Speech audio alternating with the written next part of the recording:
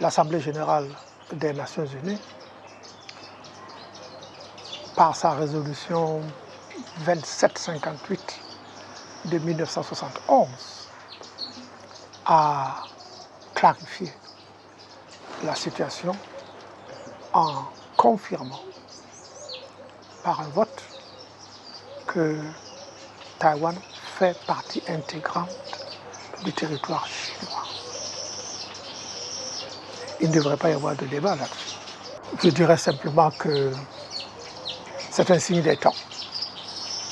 Est-ce qu'elle est nostalgique de la période impériale du Japon? Est-ce que c'est un mouvement d'humeur? Est-ce que c'est une simple provocation? Périodiquement, peut-être qu'il y aura des tensions sur le sort de Taïwan. Mais il ne faut absolument pas s'attendre à ce que la position évolue du côté chinois. Pour la Chine, il n'est absolument pas question de discuter de l'identité, de la territorialité de Taïwan. Taïwan est chinois et fait partie de la Chine. Il faudrait que le Japon vienne à accepter que la question de Taïwan ne soit plus une question en discussion et ne soit plus une raison de différend entre le Japon et la Chine ou entre la Chine ou tout autre pays. Le fait que ce soit encore une question en discussion est dû à mon humble avis un simple désir des États-Unis ou de l'Union européenne ou du Japon d'agacer la Chine.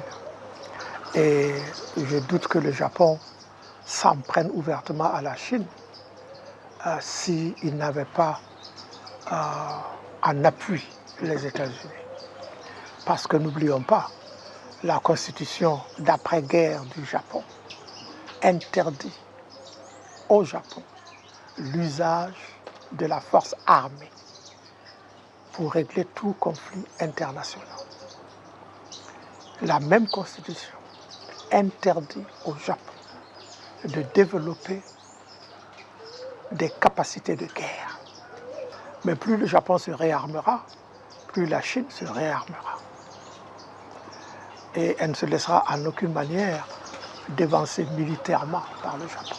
Alors espérons que la sagesse prévale et que ces pays comprennent qu'ils n'ont pas choisi d'être voisins, mais peuvent choisir d'être des amis.